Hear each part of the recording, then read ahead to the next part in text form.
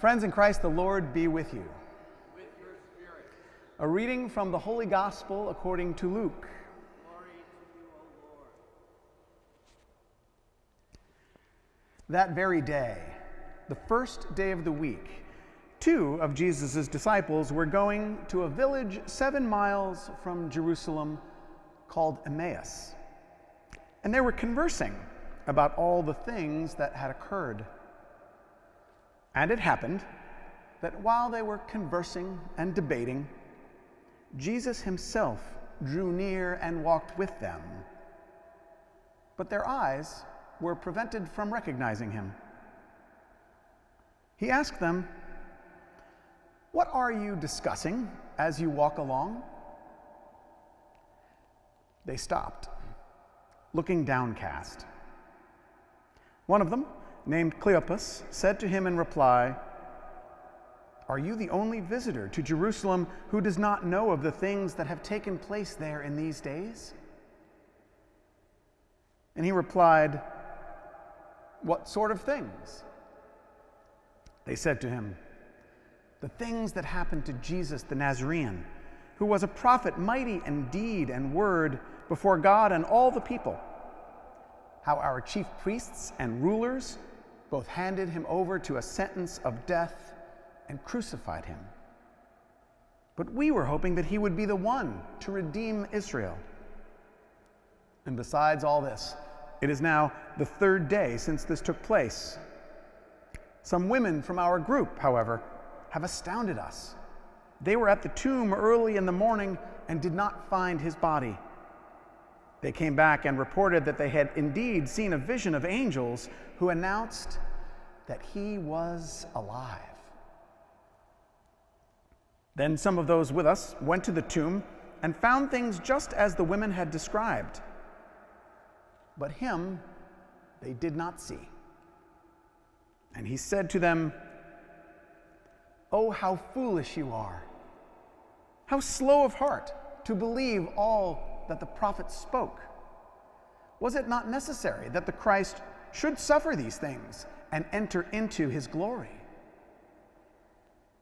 Then, beginning with Moses and all the prophets, he interpreted to them what referred to him in all the scriptures. As they approached the village to which they were going, he gave the impression that he was going on farther. But they urged him, "Stay with us, for it is nearly evening and the day is almost over." So he went in to stay with them. And it happened that while he was with them at table, he took bread, said the blessing, broke it, and gave it to them. With that, their eyes were opened and they recognized him. But he vanished from their sight. They said to each other, "Were not our hearts burning within us while he spoke to us on the way and opened the scriptures to us?" So they set out at once and returned to Jerusalem, where they found gathered together the 11 and those with them who were saying, "The Lord has truly been raised and has appeared to Simon." Then the two recounted what had taken place on the way, and how he was made known to them in the breaking of the bread. The Gospel of the Lord. Praise to you, Lord Jesus Christ.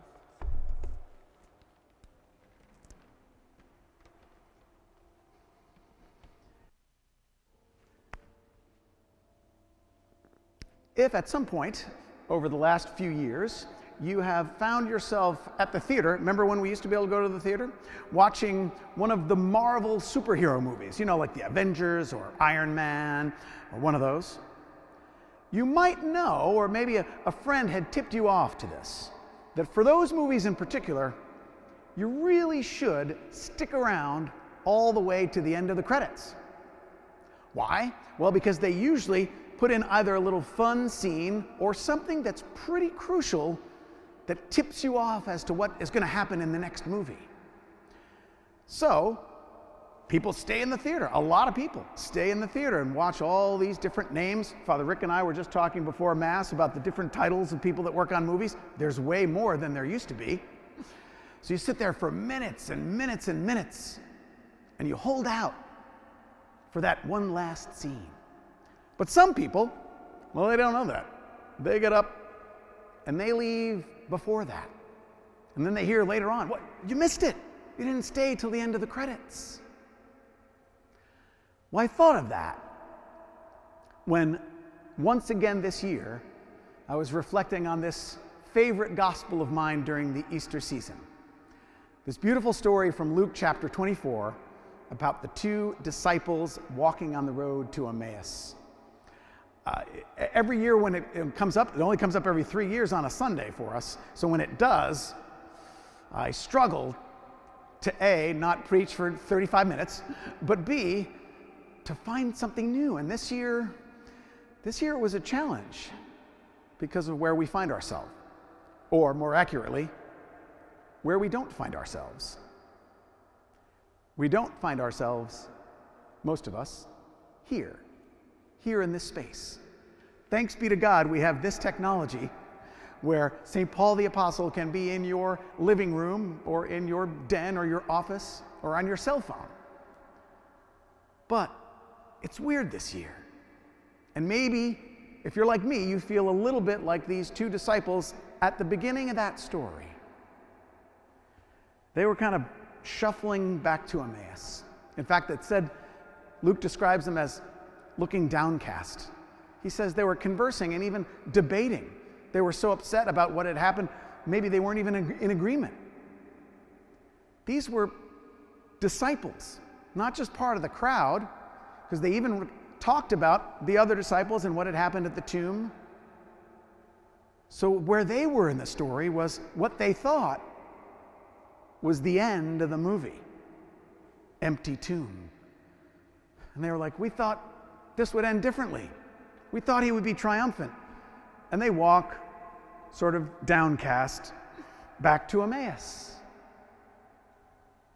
And doesn't that feel a little bit like where we are now? This is not how I thought April 2020 would be. This is not the Easter ending I thought we'd have this year. I'll admit, I'm downcast. I'm shuffling my feet. I'm wishing that we could get out. We could be together again. But the message that we get, one of the many messages and incredibly Catholic themes that we see in this beautiful story as it unfolds, is that we shouldn't think it's the end of the story when all the credits haven't rolled yet. Jesus, as he walks with them, he's like, didn't you guys get it? And then describes to them. And when they get to where they're going, they have that incredibly powerful experience of recognizing him in the breaking of the bread. Hearing that this year makes my heart sink. And I'll tell you that Father Rick and I are painfully aware of the fact that in a few minutes, we will do that. We will gather at this table just like those disciples on the way to Emmaus did, and we will take, bless, break, and share the bread, but just with one another. And we're painfully aware that you're not able to do that. And so there's a temptation for us to kind of look downcast and go, this is not how I wanted this to go. But what Jesus does for these two, and what I would say is kind of our job to do for you, is to remind you, as he reminded them, that that's not the end of the story. They find out at the end. They go running back to Jerusalem, and if you actually follow the details of the story, it was nighttime. It was dinner. The sun had set, and they get up and they walk 7 miles in the dark back to what? An upper room where people are all locked inside. Does that sound familiar? Mm-hmm. A little lockdown. It was the first lockdown, I guess. But the end of the story is not where we are now. So like I said, I think it's our job to, if we can, gift you with a little bit of what Jesus did. He gave them that glimpse, that moment of recognizing him before he vanished. Well, when we talk about the Eucharist, we say it's a foretaste. It's like a preview. It's like that little bit at the end of the Marvel movie where you get a little teaser of what's coming up next. That's what we say about Eucharist and the heavenly kingdom. So rather than shuffle our feet through this time and be like those two disciples that are kind of like, this is lousy. What we're invited to do this third Sunday of Easter is to have that glimpse, to wait around for that little scene at the end of the credits, to visualize. When I was the chaplain to a college football team, back when they played football, years ago, one night right before the game, I stumbled upon one of the players in like a conference room all by himself. And I thought he might have been praying, so I quietly walked by, and then he said, "Oh, hi, Father Dave." And I said, "Oh, what were you doing?" And he said, "I was visualizing." I'm like, well, visualizing what? And he said, "Visualizing me catching the ball tomorrow." I'm like, "Oh, does that really work?" He's like, "Yeah, it does." So as I stand here right now, what I look at is empty pews. But what I'm visualizing is a full church. Maybe 6 feet apart, I don't know how it's going to work. But people here, gathered around. People actively out in our community, washing each other's feet with whatever social distance that means, serving one another, breaking bread at the table and recognizing Jesus. And I invite you to visualize yourself at the end of all this, having the experience of those two disciples, in the breaking of the bread, to have that glimpse of what is promised. Because we got to be careful in this time of quarantine not to walk out of the theater before the credits have rolled. Because what comes at the end is Jesus gathering us together around the table for this powerful moment of breaking of the bread that gives us even a glimpse into the heavenly kingdom. That is what we are promised. So today, you and I are on that road. And maybe we don't recognize Jesus as easily as when we're in church. But the promise we have today on this third Sunday of Easter is that we will gather around the table once more. And our challenge during this time of quarantine is find ways to visualize that in prayer, in the scriptures, while you're watching this. To go through the motions and the rituals as you're watching the Mass on TV, to spend some maybe more time than you typically do in prayer, the time you might spend commuting or walking around. But to not get stuck at that place that the disciples were, shuffling their feet and going, this is not what we wanted. It's not. But the ending is coming. Don't leave before the end of the credits, because then is when we will gather together and recognize Jesus together around the table of the Lord.